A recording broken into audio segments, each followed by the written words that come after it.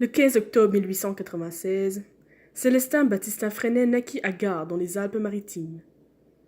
C'est un pédagogue français célèbre aujourd'hui grâce à son mouvement de l'école moderne. En 1909, il entre à l'école primaire supérieure en internat à Grasse. Après l'obtention de son brevet, il est admis à l'école normale d'instituteurs de Nice, où il sera étudiant de 1912 à 1914. Le 26 octobre 1914, il devient instituteur à Saint-Césaire. Pour remplacer le titulaire qui doit partir à la guerre, c'est le début de la Première Guerre mondiale.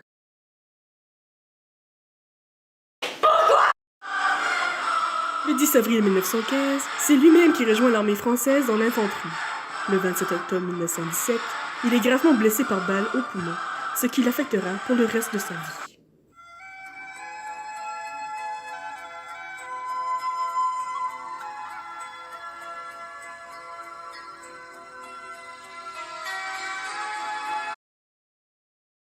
Il est hospitalisé pendant 7 mois pour ses blessures. Le 1er janvier 1920, il devient instituteur adjoint du Bar-sur-Loup. C'est là qu'il commence son travail de pédagogue. Ayant gardé des séquelles de sa blessure au poumon, il adapte ses méthodes d'enseignement à sa condition. Freinet se lance alors dans le mouvement de l'éducation nouvelle. Il invente alors une pratique pédagogique moderne.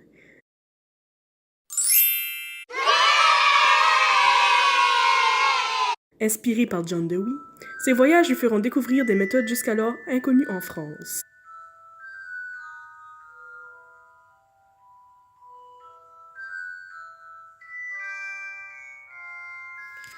En 1922, il visite les écoles libertaires de Hambourg en Allemagne. Trouvant cette pédagogie trop irréaliste, individualiste et désorganisée, il s'en inspirera pour l'écriture de nombreux articles pour développer sa vision de l'éducation. Avec l'aide de sa femme Élise et de nombreux autres instituteurs, il développe des techniques pédagogiques tournant autour de l'expression libre des enfants. À cause de ses idées communistes, Freinet est emprisonné pendant la Seconde Guerre mondiale dans plusieurs camps au sud de la France. Son école est fermée le 3 mai 1940.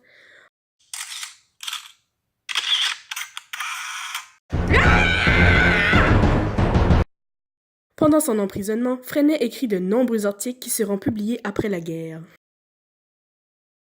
En 1945, il ouvre un centre scolaire pour les orphelins de guerre, notamment les enfants juifs ayant échappé au génocide.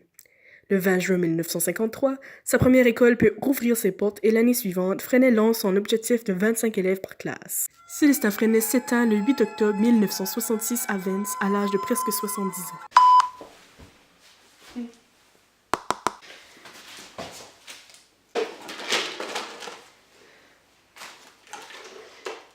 Bonjour tout le monde, je suis l'experte frénétique. Frénétique?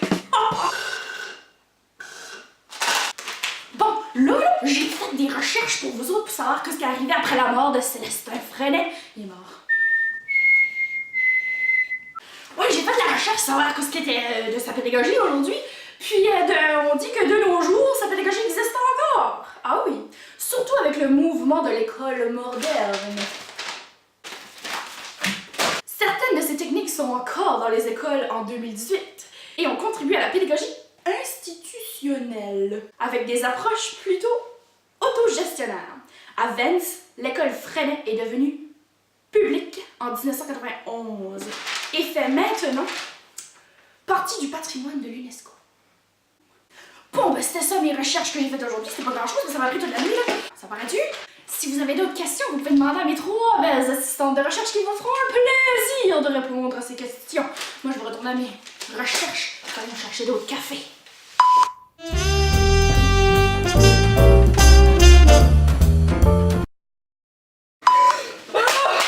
Go, go, go.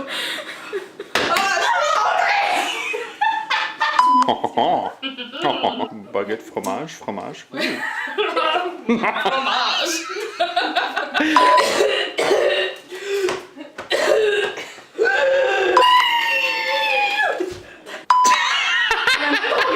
C'est en train de recorder là, juste laisse savoir là. Attends. Je souffre. J'ai vraiment trop bu de café.